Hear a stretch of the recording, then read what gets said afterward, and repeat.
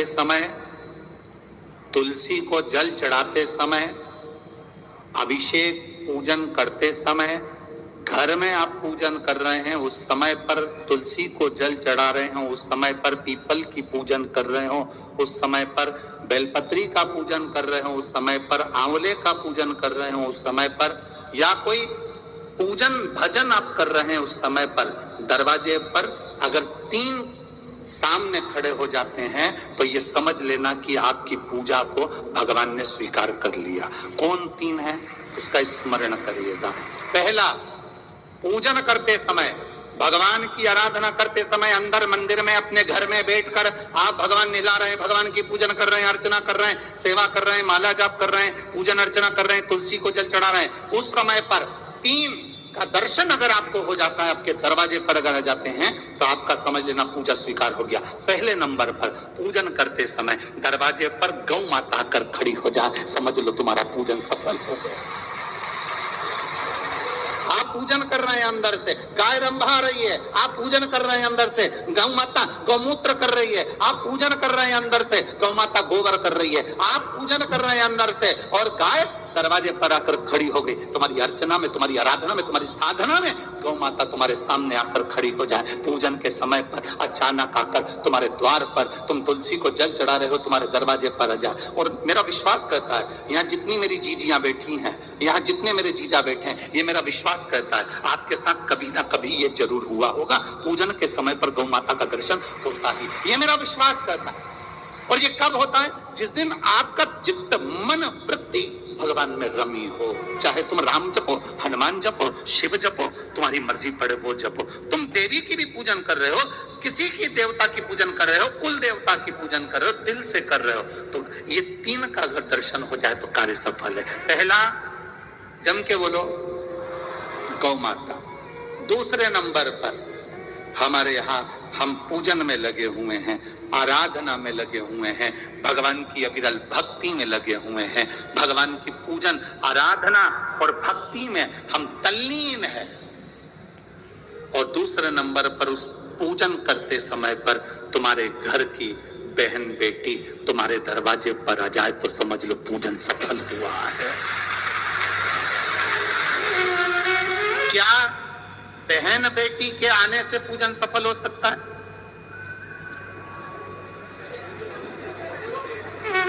कहाँ लिखा हुआ है महाराज जी?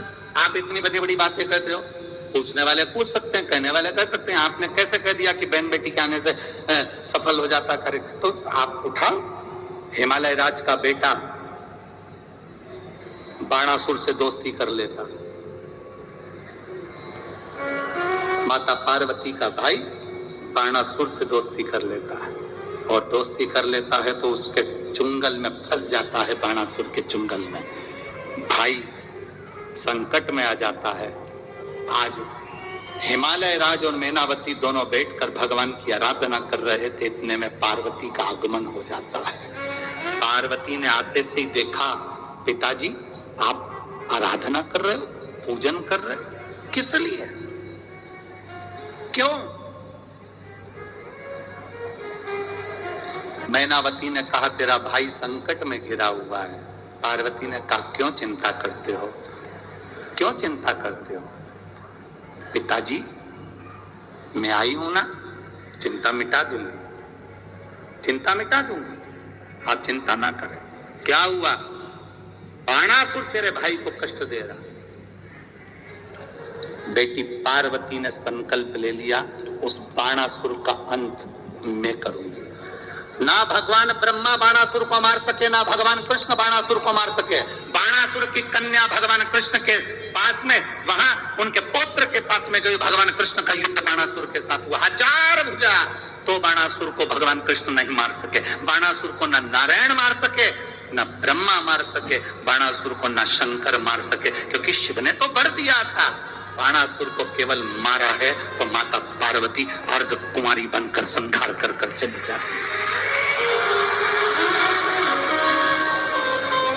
कोई तुमसे पूछे कि सियोर वाले महाराज ने कहा कि बहन बेटी के पूजन करते समय अगर बहन बेटी आ जाती है, पूजन करते समय हमारे घर की बहन बहन बेटी, तुम्हारे कुल की बहन बेटी, तुम्हारे घर की बहन बेटी तुम्हारे दरवाजे पर आ गई, भले तुम उसको कुछ दो मत दो, पर बहन बेटी अगर तुम्हारे पूजन के समय पर तुम्हारे क्यों आप लोगों का ऐसा नियम है कि नहीं हमको नहीं मालूम, हमारे यहाँ तो ऐसा नियम है कि जब भी घर में कोई बड़ा आयोजन होता है, शादी होती है, फंक्शन होता है, कोई उद्यापन होता है, कोई चीज बड़ी करते हैं, तो सबसे पहले फोन बहन बेटी को लगाते हैं कि हमारी बहन हमारे यहाँ आए, हमारी बेटियां, हमारी नंदे हमारे यहाँ आए, हमारी बुआ हमारे यहाँ आए। अब पूछोगे गुरुजी ये प्रसंग बहन बेटी को बुलाने का तो भगवान कृष्ण के यहाँ से चालू हुआ। नंद बाबा की बहन नंदा आकर घर में रहने लगी और भाभी को जब जापा हुआ तो सबसे पहले नंदा भगवान को हाथ जोड़कर कहती है, बाबा ऐसी कृपा करना, ए बाबा ऐसी कृपा करना, मेरे भैया की यहाँ 60 साल के बाद तो औलाद हो रही है, तो ऐसी कृपा करना कि उनके घर में लड़का हो जाए।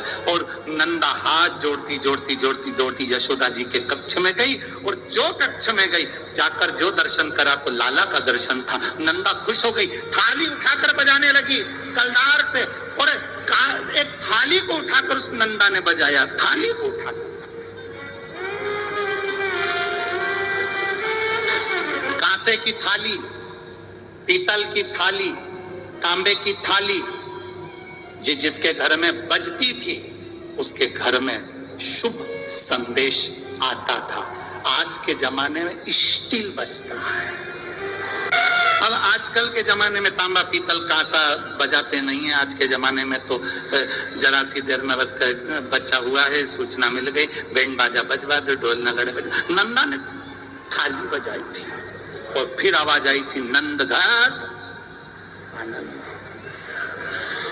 नंद घर आनंद भयो। फिर आवाज आई, भजन करते समय, स्मरण करते हुए, नाम जाप करते हुए 3 का दर्शन हो जाए, तुम्हारे दरवाजे पर आ जाए, जीवन की सफलता मानना, पूजन सफल मानना। पहले नंबर पर जम के बोलो गौ माता, दूसरे नंबर पर बहन बेटी, और तीसरे नंबर पर हैं संत गुरुजन, जो निष्कपट भाव के, जो तुम्हारे दरवाजे पर कुछ मांगने नहीं आए हैं। जो मांगने आए हैं वो नहीं, पूजन करते समय तुम्हारे दरवाजे पर कोई संत, कोई ब्राह्मण, कोई गुरुजन, कोई भक्त ऐसा आ जाए जो मांगने नहीं आया, फिर बस तुम्हारे सामने तिलक लगाकर भक्ति में डूबा हुआ, भजन में डूबा हुआ वो तुम्हारे सामने आ जाए, समझ लो कि तुम्हारी पूजन सफल हो गई। मांगने नहीं, मांगने नहीं, केवल आया, भजन गाया, सीताराम कहा, हर हर महादेव कहा, श्री शिवाय नमस्तुभ्यं कहा, जय श्री हनुमान जी कहा, और वो अपना चले गया। तुम्हारे दरवाजे पर मांगा नहीं उसने। असली संत तुम्हारे दरवाजे पर गुरुजन, ब्राह्मण जन, भक्त जन, कोई भगवत प्रेमी तुम्हारे दरवाजे पर दर्शन हो जाए पूजन के समय पर, समझ लो कि उसने स्वीकार कर लिया।